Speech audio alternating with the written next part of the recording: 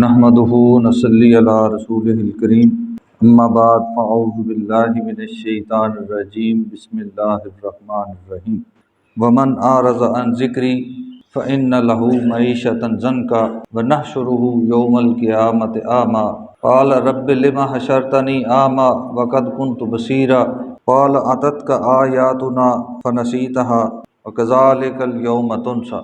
حضرت علی رضی اللہ تعالی عنہ کے متعلق ایک قول معروف ہے، فرماتے ہیں کہ جب میرا دل چاہتا کہ میں اللہ سے باتیں کروں، اللہ کے ساتھ اپنے معاملات شیئر کروں تو میں نماز پڑھتا، اور جب میرا دل چاہتا کہ اللہ مجھ سے باتیں کرے تو میں قرآن پڑھتا۔ اس سے ہمیں سمجھ آتا ہے کہ نماز دراصل کیا ہے؟ انسان کی اللہ کے ساتھ گفتگو ہے۔ نماز میں ہم اللہ کے سامنے اپنے مسائل، اپنے شکرانے، سارا کچھ رکھتے ہیں، ہم اللہ سے ہم کلام ہوتے ہیں۔ نماز مومن کی معراج ہے نا، تو معراج کیا ہے؟ اللہ کے ساتھ گفتگو ہے۔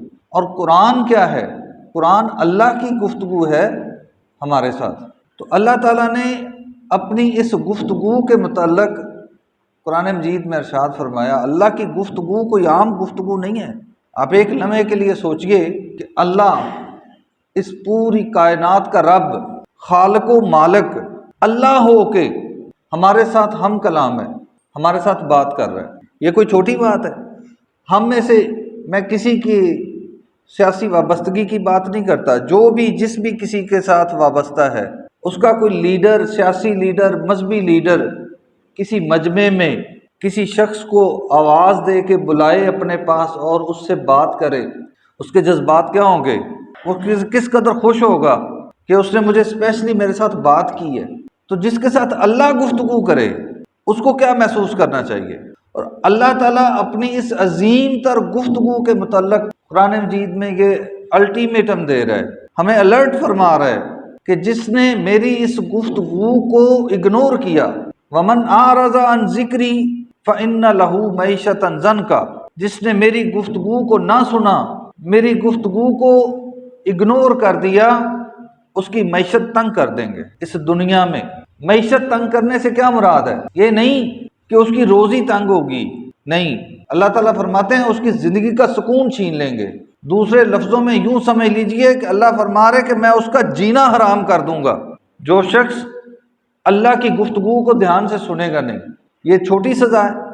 کروڑوں کے بینک بیلنس، کوٹھیاں، کاریں، ہر نعمت جس کو ہم نعمت سمجھتے ہیں، اس کے باوجود راتوں کو نیند نہیں آتی، انسان خودکشی کرنے پر مجبور ہو جاتا ہے۔ کیا وجہ ہے؟ اللہ نے کہا ہے کہ میں تیرا جینا حرام کر دوں گا۔ یہ دنیا میں سزا ہے، اور آخرت میں کیا ہے؟ وَنَحْشُرُهُ يَوْمَ الْقِيَامَةِ أَعْمَىٰ، اللہ تعالیٰ فرما رہے ہیں قیامت کے دن اندھا کر کے پیدا کروں گا۔ آپ اندازہ کریں گے، غصے کا لیول چیک کریں اللہ تعالیٰ کا۔ حالانکہ اللہ تعالیٰ نے اپنا تعارف کیا کروایا ہے؟ اللہ نے اپنے آپ کو الرحمن الرحیم کہہ کے بیان کیا ہے۔ وہ ذات رحمان و رحیم ہے، اور اس نے رسول اللہ صلی اللہ علیہ وسلم کا کیا تعارف کروایا ہے؟ وما ارسلناک الا رحمۃ للعالمین، خود رحمان و رحیم اور رسول رحمت للعالمین۔ روز قیامت منظر کو دیکھیے، قیامت کے دن ہمیں ٹوٹل سہارا کس کا ہے؟ ٹوٹل امید کس پہ ہے؟ رسول اللہ صلی اللہ علیہ وسلم کی شفاعت پہ، کہ ہم امت محمدیہ کے ایک ممبر ہیں اور محمد رسول اللہ صلی اللہ علیہ وسلم ہماری سفارش کریں گے۔ اسی امید کے سہارے ہم پر امید ہیں۔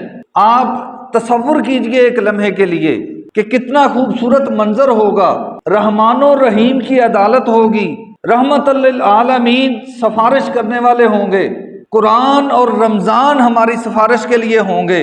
اللہ تعالی ہمیں ان فائدہ اٹھانے والوں میں سے کر دے، ہمارے اعمال ایسے ہو جائیں کہ ہم ان میں سے گنے جائیں جن کے لیے یہ سب سفارشی ہوں گے۔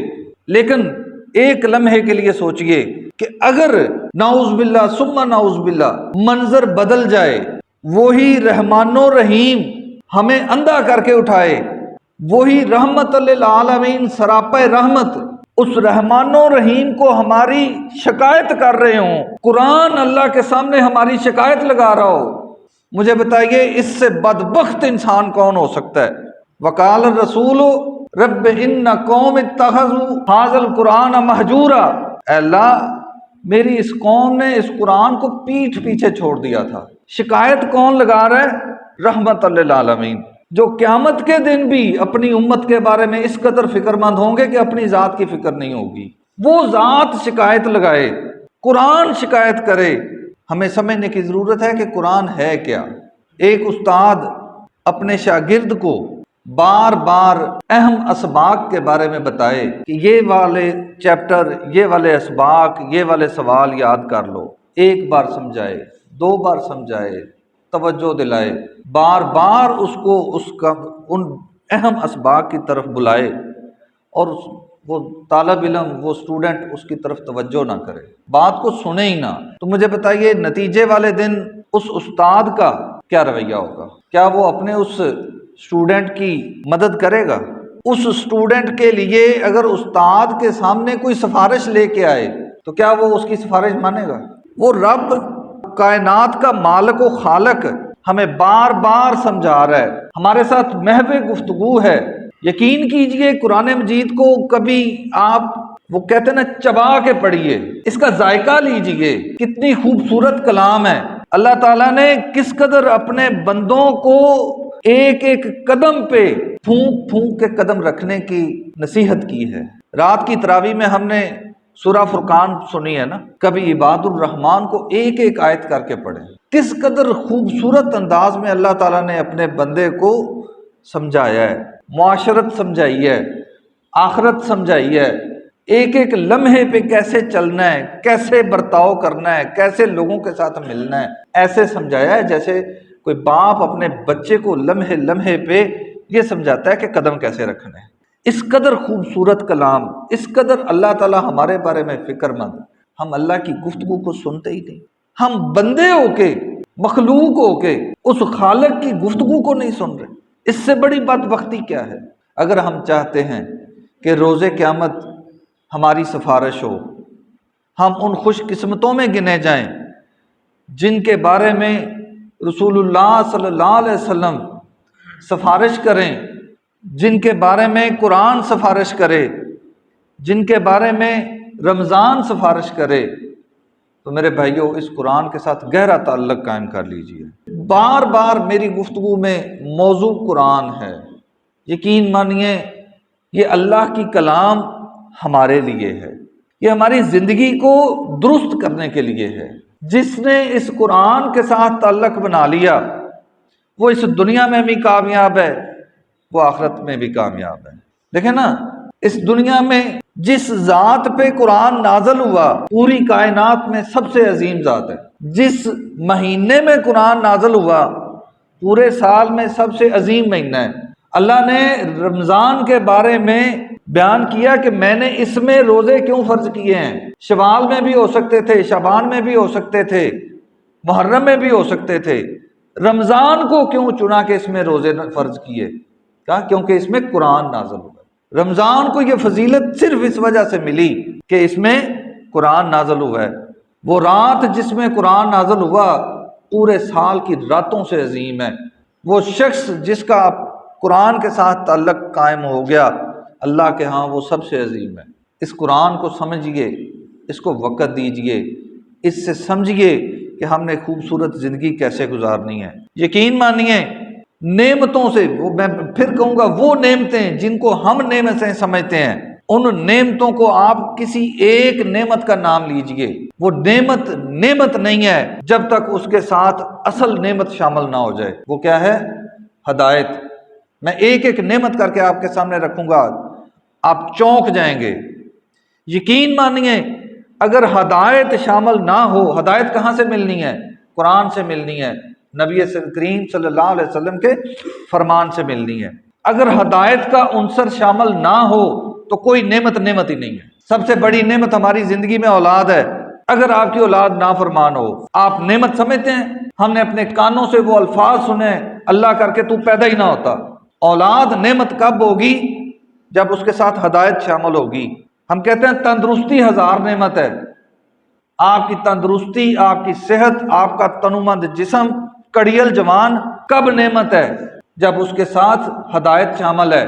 ورنہ آپ کی جوانی اگر ہدایت پہ نہیں ہے تو محلے جینا حرام کر چھوڑتی ہے۔ محلے والے کہتے ہیں اللہ کر کے یہ اس دنیا سے دفع ہو جائے، وہ نعمت نہیں ہے۔ آپ کا پیسہ نعمت سمجھتے ہیں ہم اسے، اگر وہ ہدایت کے ساتھ نہ ہو تو یقین مانیے اس کا کیا مصرف ہے۔ وہ نعمت تب نعمت ہے جب اس کے ساتھ ہدایت شامل ہے۔ اگر ہدایت ہو تو ایک لمحے کے لیے آپ سوچئے آپ کی تکلیف نہیں رہتی۔ رسول اللہ صلی اللہ علیہ وسلم کے پاس حاضر ہوئی ایک صحابیہ، عرض کی یا رسول اللہ مرگی کے دورے پڑتے ہیں، اللہ سے دعا کر دیجئے کہ مجھے شفا مل جائے۔ آپ نے فرمایا کہ میں دعا کروں گا شفا مل جائے گی، لیکن اگر تو صبر کرے تو اللہ اس کے بدلے میں جنت دے گا۔ اس کے لیے تکلیف ختم ہو گئی، اس نے تکلیف کو اس کے بعد تکلیف نہیں سمجھا، کیوں؟ ساتھ ہدایت شامل ہو گئی۔